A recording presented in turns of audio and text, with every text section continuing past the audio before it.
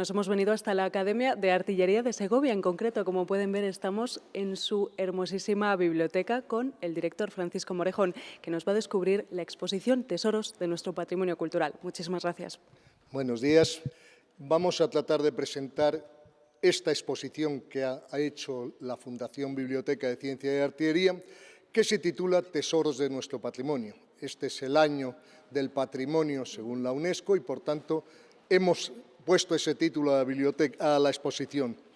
La exposición trata sobre nuestros tesoros, que son los libros y los distintos aparatos y objetos que hay en la Academia de Artillería, que los hemos querido dar luz y presentar para que puedan conocerlo todos nuestros visitantes. Una exposición que, entre otras muchas instituciones, organiza la Fundación Biblioteca de Ciencia y Artillería. ¿Qué es o qué objetivos cumple esta fundación? La Fundación Biblioteca de Ciencia y Artillería se encarga sobre todo de divulgar nuestros fondos bibliográficos. Esta biblioteca está considerada como la biblioteca más importante del siglo XVIII, por tanto tiene verdaderos tesoros bibliográficos, libros únicos que solo están en esta biblioteca. Pues vamos a descubrir algunos de esos tesoros. Bueno. ¿Por qué tesoro empezamos, Francisco? Bueno, empezamos por ver los libros raros. El libro más antiguo de la biblioteca es un tratado de hipología sobre la vida y las costumbres de los caballos. Es un libro del año 1531, por tanto, casi 5 siglos de antigüedad. Luego tenemos un libro escrito en chino, El arte de la guerra de Sun Tzu. Un libro en ruso sobre el antiguo acorazado Potenkin. Luego tenemos las cartas fundacionales de Santa Teresa, en las que Santa Teresa se dirigía a las abadesas de los conventos y les explicaba el reglamento de los conventos. Luego hay un libro dirigido por el presidente de la Segunda República, Aniceto Alcalá Zamora, que se lo dedica a la Academia de Artillería. Otro libro que pertenecía a José Bonaparte, cuando José Bonaparte abandona España en 1814, en su equipaje iba este libro, equipaje que abandonó cuando le atacó Lord Wellington, y este libro pasó a la Academia de Artillería como un libro personal de José Bonaparte. Y por último, este libro es una digresión de cómo se aplica la teoría de la relatividad al arte del toreo. El Colegio de Artillería se crea en 1764. En esa fecha no existían las matemáticas en España. La Universidad Española solo daba humanidades. Entonces, los primeros profesores de este colegio no tenían libros de texto.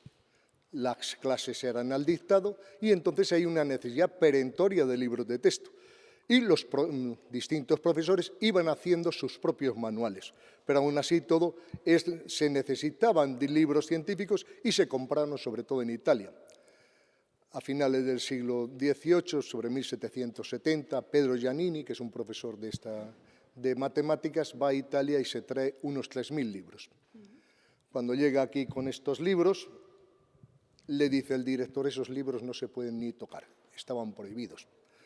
Había en aquellos tiempos una publicación de la Inquisición española, que la tenemos aquí, sobre catálogo de los prohibidos. Libros que estaban prohibidos.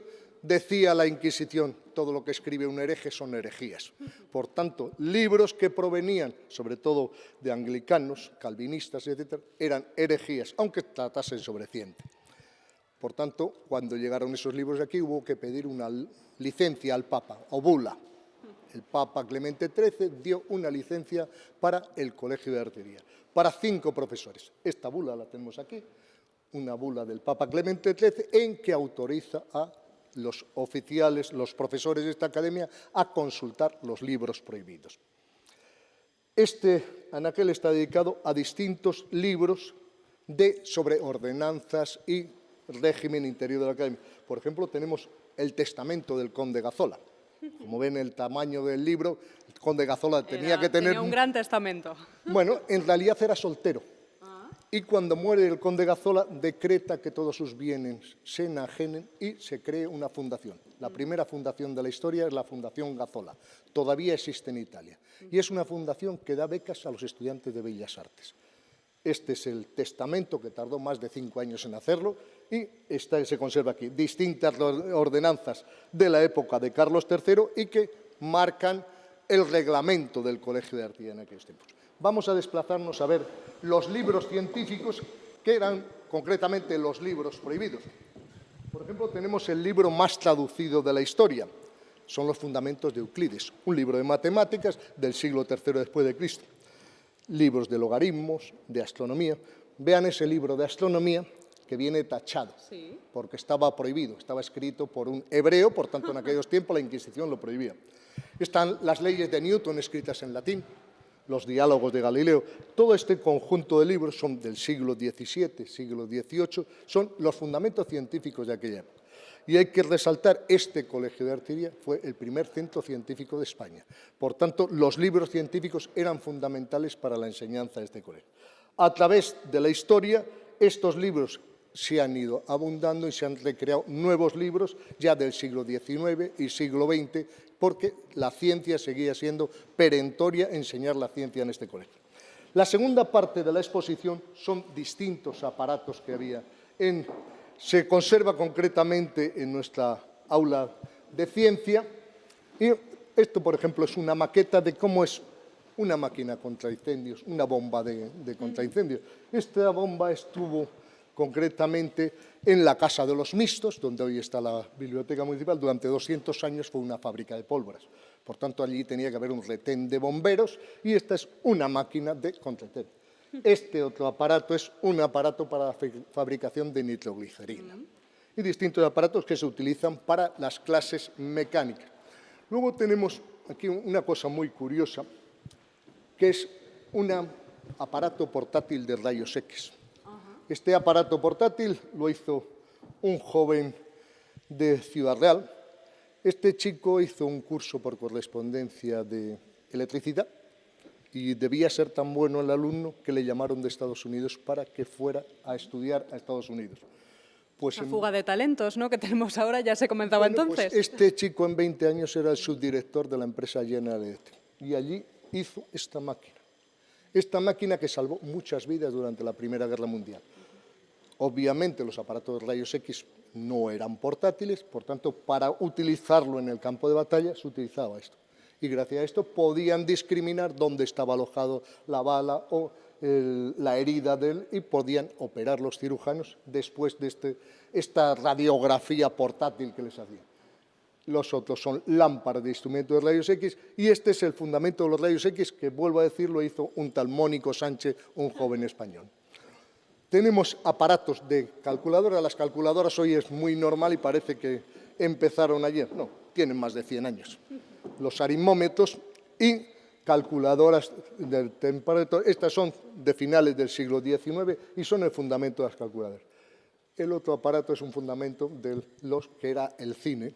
El cine mudo en aquellos tiempos era movimiento de distintos gráficos que al girar la lámpara pues parecía que el señor del paraguas se mojaba. Tenemos aquí una máquina, la máquina Enigma. La máquina Enigma se crea a principios del siglo XX y la utilizaron los alemanes en la Segunda Guerra Mundial. Recuerda una máquina de escribir, pero no lo es. No, en realidad es una máquina de cifrado. Según parece, las características de esta máquina tenía 22 millones de combinaciones. Se calcula que un matemático experto tardaría más de 5.000 años en descifrar esas claves. Se utilizó fundamentalmente en la Segunda Guerra Mundial y vino a España durante la Guerra Civil, y luego con la División Azul vino otra máquina. Concretamente esta vino con la Legión Cóndor en la Guerra Civil.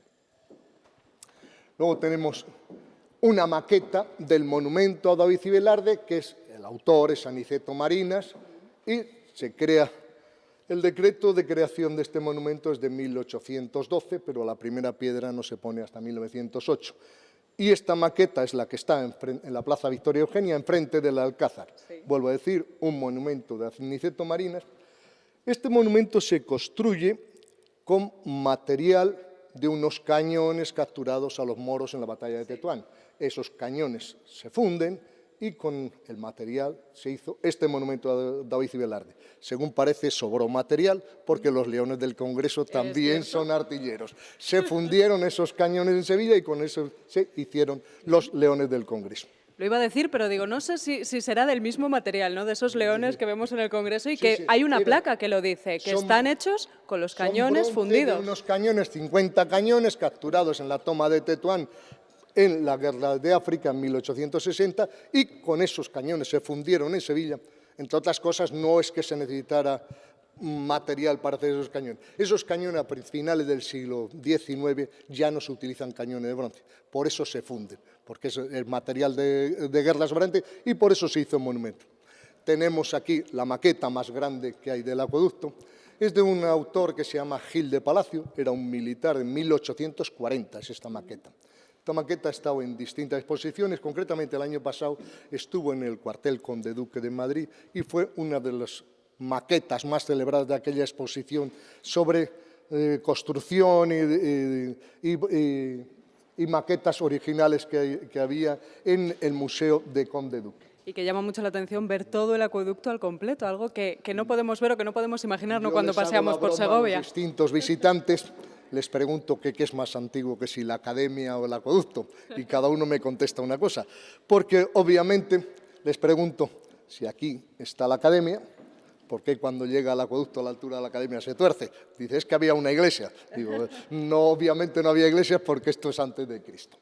Bueno, pues esta es una maqueta que representa el acueducto, y ya les digo, es una representación muy fiel, está hecha a distintas escalas, porque si no, no cabrían en los 1.300 metros y la altura de 60 no se vería apenas. La vitrina que tenemos aquí es lo que llamamos artilleros por el mundo. Por ejemplo, esta es la primera bandera que ondeó en la Antártida. Un oficial de artillería estuvo allí en aquella misión, por tanto, la bandera se la trajo aquí y figura en esta academia. Y esta es la última misión en Afganistán. El coronel Pareja donó esta bandera, que es la última que ondeó en Afganistán con el último destacamento. Por último, en esta pancarta hemos querido dar a entender cómo ha evolucionado el convento de San Francisco.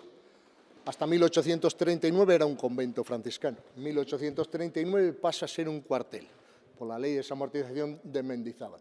Por tanto, todavía tenía la iglesia, aunque después de las guerras carlistas quedó muy deteriorada y por eso en 1887 se ha derribado la iglesia. O sea, a través del claustro de San Francisco se ve la evolución de este convento que pasó a ser cuartel. Y por último, esta parte de aquí atrás, queremos dibujar cómo ha sido la biblioteca. La biblioteca de la Academia estaba en el Salón de Reyes del Alcázar, que se incendia en 1862, por tanto, esa biblioteca desapareció. De los 11.000 volúmenes que tenían, solo salvamos 297, que tenemos todavía guardados ahí. Pues ha estado en distintas ubicaciones hasta la ubicación actual de la biblioteca.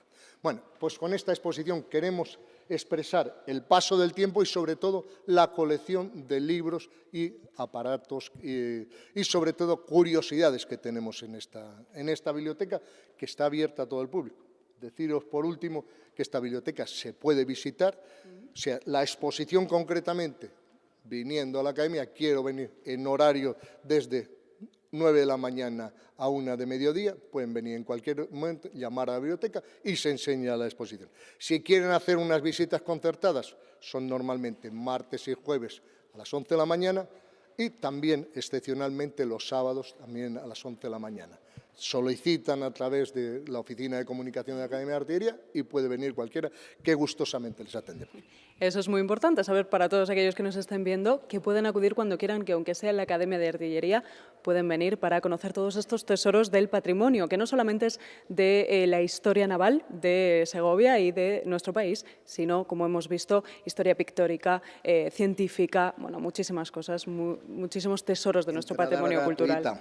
Importante, entrada gratuita. Y por tanto no devolvemos el precio.